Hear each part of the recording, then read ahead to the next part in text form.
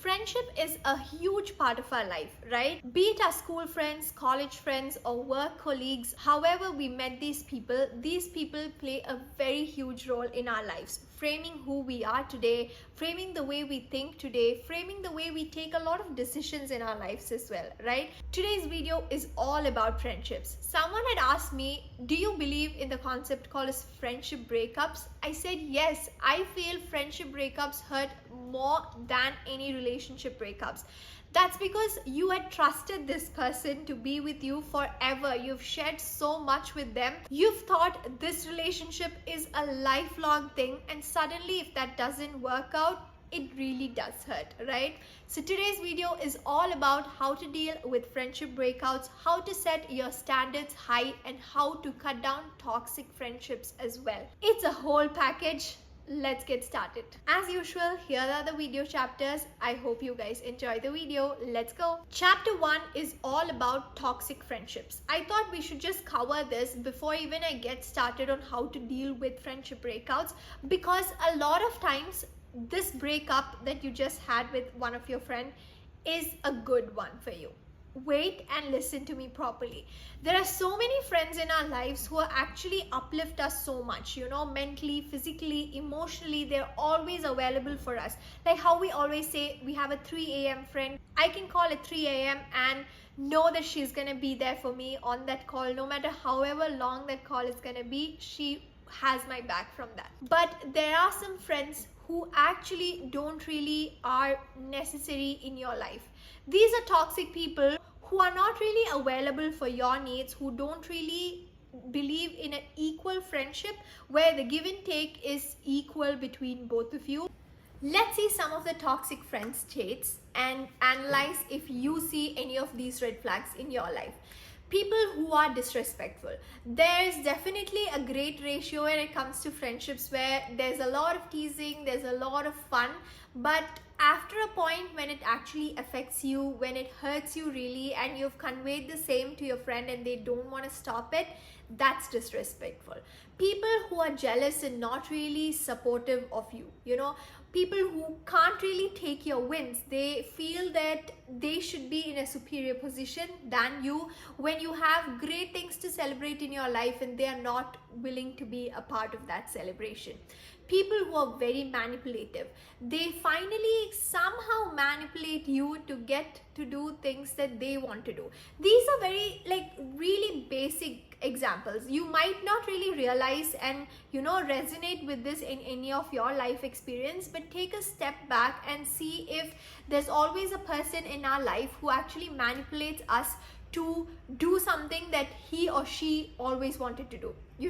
Say for example, we're all planning for a catch up and this one person just rules over it and always makes the plans, and we just go around her plans or his plans. That's not right actually. Everyone should get equal opportunity. That's my next point. The friendship should actually never be one-sided. It's a two-way process where both of them. Moving on to chapter 2 on how to move on. Isn't that the biggest question of this video, like how to move on from friendship breakups? I want to start off by saying, if something is burning you, right, why would you put your finger inside back again and let it hurt you more and more? It doesn't make sense. That's the first part of how to move on. You have to understand and accept the fact that your standards are higher and you're more than capable of attracting a friend who will not only give you great time but also raise your vibrations. Forgiveness and moving on. We are living in a democratic country where everyone has the right to do what they want to. So do you, right? If someone had made a choice to stay away from you, and if that does a little bit of good in their life, why not? It's your time to heal and move away from that situation.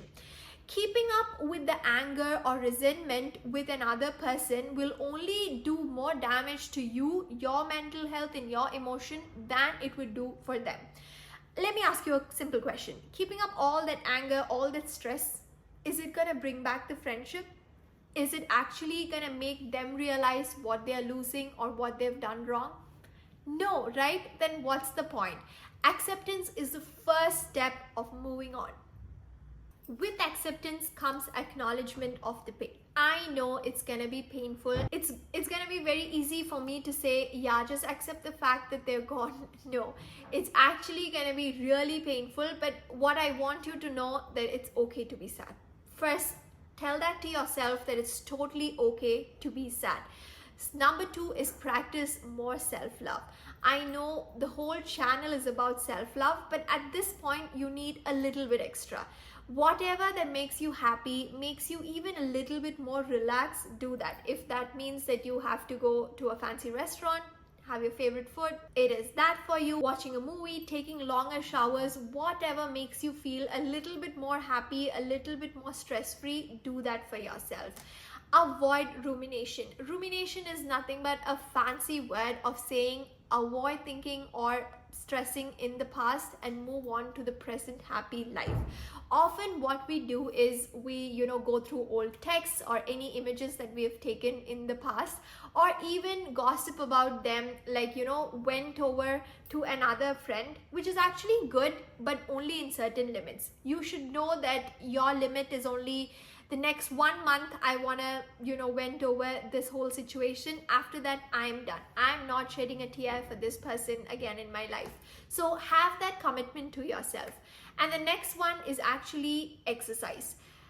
It is so funny because there's so many Indian movies that show you that guys get over breakups with building up their body. It's actually proven, like psychologically, it's a great distraction for humans to work on themselves, better themselves with workouts, with gym memberships, or whatever that pleases you. Try that, it's definitely gonna help you. The last one is to get out. I know when we are having tough days in our life, we just want to tuck in the bed and just forget the world.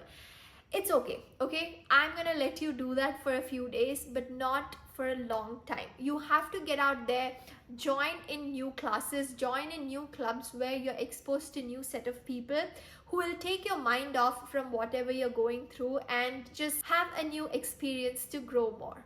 Moving on to chapter 3. Let me start off by saying you are giving the situation the power to consume your energy, your time, aren't you? You are giving the situation the power to be overly emotional and dramatic about it. You are choosing to play the victim card in the narrative. I'm not saying that you can't be sad after a friendship breakup. You can be, because I've also personally gone through a few of them and I know how difficult it is. But what I want you to do is grieve and move on.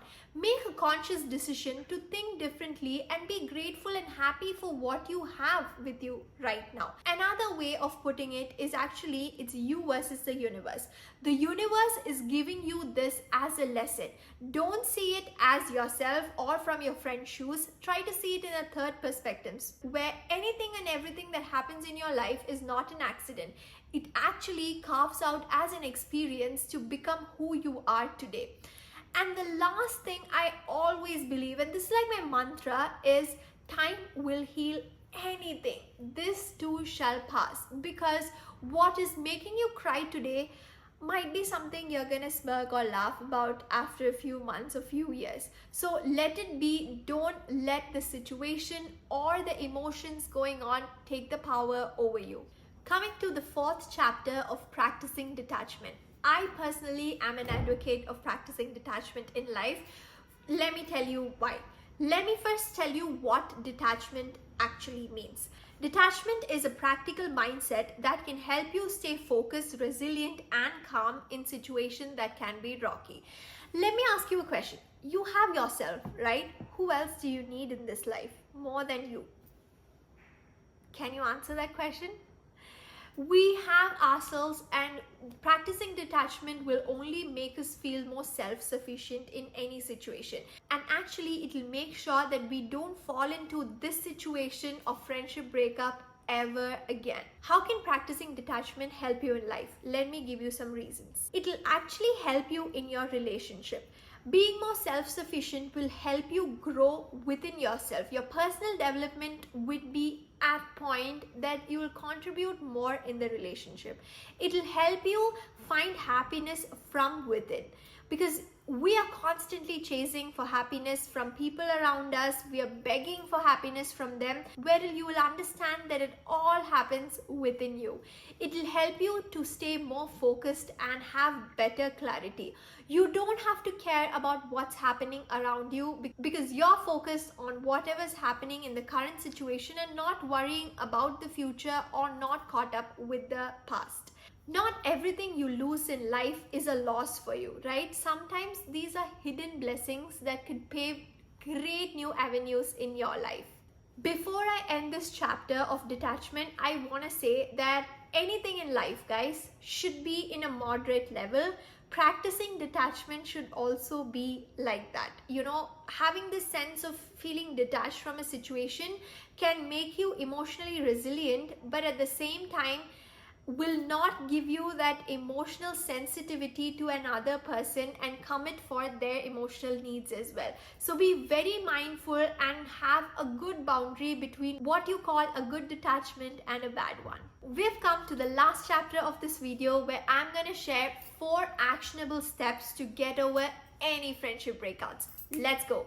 Step number 1 is to acknowledge and journal about it. Step number 2 is actually putting yourself in positive and right environment.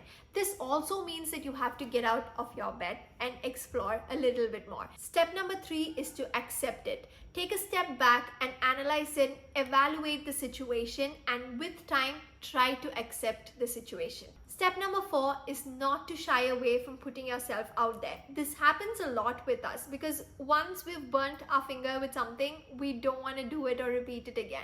But that's not how it is. You never know the ideal friendship you've been waiting for. Your soulmate friend is just waiting around the corner for you to be discovered. We usually do this. Once we've been hurt by something, we shy away or we resent ourselves from putting ourselves back into certain situation.